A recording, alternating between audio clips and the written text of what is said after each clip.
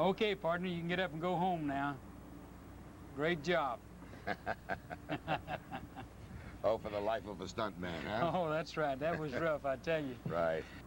Howdy, partners. Welcome to the Sunset Carson Nostalgia Theater. Well, today we have a great star, as you know, a man that you've seen many, many times on the motion pictures, a man that I've admired and wanted to work with so many years, none other than the famous Tony Caruso. Tony, how you doing, partner? Wonderful. Thank you, Sunset. Thank you. Hey, that was great. That was a nice little scene we did. That was really terrific, wasn't it? I wouldn't Yeah. take anything for it.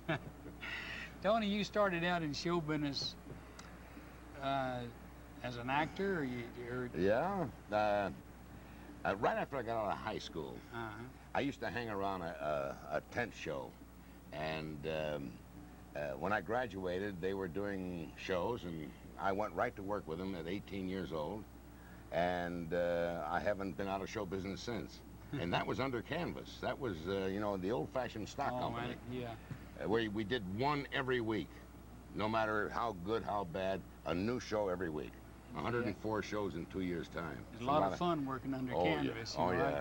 I worked a lot of circuses, you know, and I love that canvas. There's nothing like working under a big top. Right, It's right. just a certain feeling to it. I know it, I know it. And that's where you learn to project. That's where you learn your craft, you know, because there was no such thing as method acting then. No, that's It right. was say the lines and be believable and get the hell off.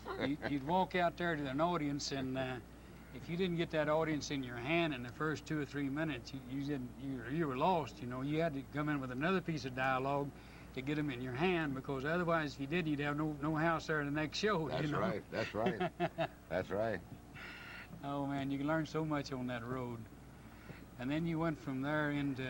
Well, I went from there to Pasadena, the Pasadena Playhouse, which was the biggest actors' school training ground in the world at that time. And I did some Shakespeare for a whole summer. I did all the chronicles that Shakespeare ever wrote, and from King John through Henry VIII. And there was the classical training, you might say, you know. And it was fun doing Shakespeare. It's very lyrical and very, very nice. It's a good experience. And from there, I went into Hollywood, and I was on the old Federal Theater, since we're talking about nostalgia here. I was the fair-haired boy for them, and I did one show after another for them, then into pictures. It was a natural graduation. Suppose you tell our fans out there a few of the stars that you've worked with, Tony. I know you've worked with a jillion of them. I believe I've... or can you remember so many? I just believe I've worked with all of them. Now, I never did, of all people, I never did work with the Duke, Duke Wayne. Duke Wayne? No, well, he had his stock company, like Alan Ladd had his little stock company, you know. There's a story you might be interested to hear. When I was trying out for Pasadena, you had to do an audition, you know, in order for them to accept you. Here I am sitting in the audience while people are up there, the different actors are up there auditioning. And a little fellow sitting next to me, a little blonde fellow. And don't forget now, I didn't know who this kid was from Adam. And it was way before either one of us had ever done a picture. And he said his name was Alan Ladd. Now, you got to remember that I forgot immediately the day after this happened who that boy was, right? Okay. Comes lunchtime, and I said, let's go get some lunch. And he didn't have any money. So I said, well, you come along anyway, I'll buy you lunch. This is little Alan Ladd sitting next to me. And we went around the corner, Pasadena there at Los Robles, and bought him lunch, and we came back, and we tried out and auditioned and said goodbye and see you later. Okay, goodbye and goodbye. Now, the next thing I know, I'm in pictures. And a friend of mine, Frank Tuttle, director, was going to do a show called This Gun for Hire. And he says, Tony, you would be perfect for the lead character in this. And actually, if you were to read the script, I was perfect for it. Well, the way it happened was they cast against type. And he says, I've got to use a young fellow by the name of Alan Ladd. And I said, okay, Frank, didn't mean anything to me anyway, except I lost the part. And I had already forgotten who Alan Ladd was. So he does the part, and as you know, becomes the star. And I thought, gee, he looks familiar, that kid. He looks familiar to me. But I still didn't associate him with the kid in Pasadena, you know? And I did a show called Glass Key, and I did a show, And Now Tomorrow, in which Alan was in. And one day, Alan called me in his dressing room, and he says, you don't remember me, do you? I said, well, should I? You're Alan Ladd. You're the star of the show. He said, do you remember buying a kid lunch? And then he reminded me of Pasadena, And, you know, from then on, the loyalty this man had for me was tremendous. I did about 14 pictures with Alan, and he insisted that I was in these pictures if I was available. That is wonderful. And it's really kind of a nice story. I met Alan well before he started. Alan Ladd and Rory Calhoun and I were all under contract to Sue Carroll, right. the Sue Carroll office. Right. And I'd see him there just about every day, going and coming in. Well, he used to drive Sue around before he got his break, you know. Yeah. Yeah. And besides, you were too big to work with him. You could never work with Alan. No. I was as big as he would go, you know. Yeah. I used to spread my legs, throw my hips out of joint, you know, slouch, do anything just to get, to make it eye to eye, you know, with Alan. And he knew I would. And he was a very, very faithful, loyal man. He really was.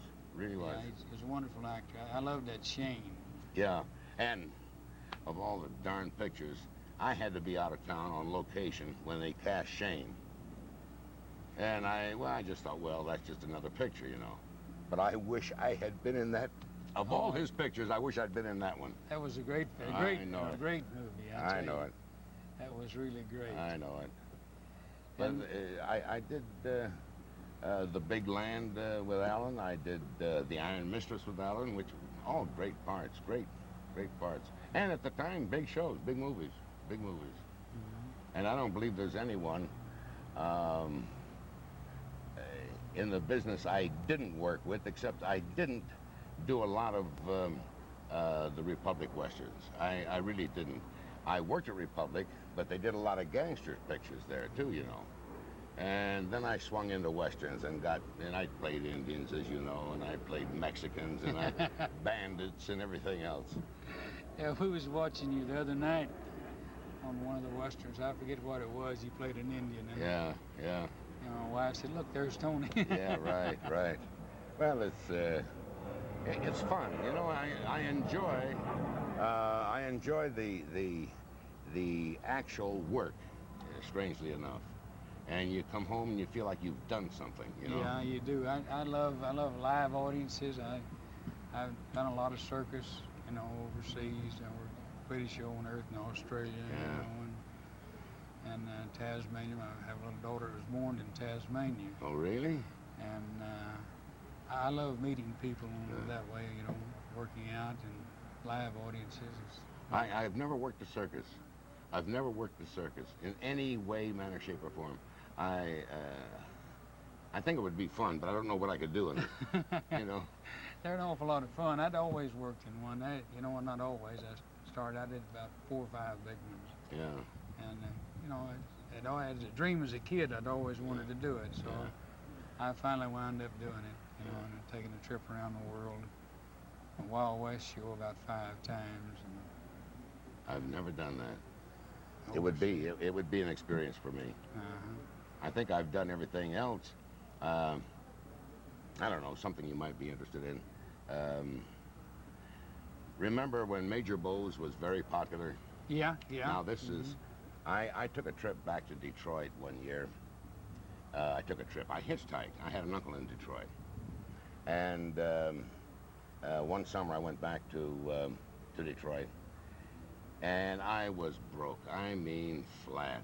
And this was during the time when all the nightclubs were having amateur contests and a $25 prize, you know. And I dreamt up a tear-jerker of a reading, you know, of a soliloquy. And I dreamt this thing up, and I said, okay. And I went in and I tried out for all these, every little club, and I'd walk away with first prize. And this is the way I lived. I went from club to club and would win the amateur contest, you know. And I'd pick up 25 bucks, you know, here, 25 bucks there. And this was during the Depression. That was a lot of money then. A lot of money. Pay a lot of rent. and Detroit is where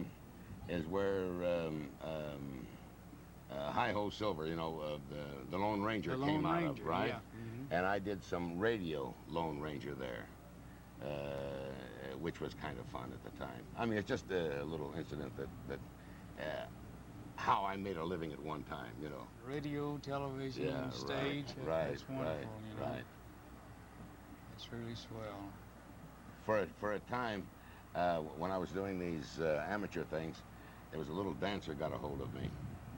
And she was a cute little dancer. She was on the bill in this nightclub. She said, "Did you ever dance before?" And I said, "No. You know, other than in high school, you know." And she said, "How would you like to learn the routine and be my partner in the dance team?" Now get this. Hey, I'm getting it. Yeah. I'm getting it.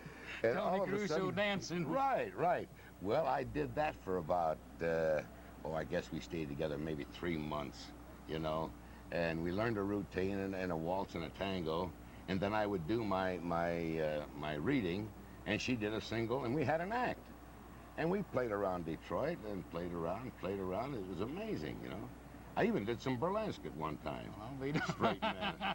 Yeah, I was straight man in burlesque for a fellow by his stage name was Doc Scurvy, and he taught me burlesque bits and how to be a straight man and what not to do and what to do, that sort of thing.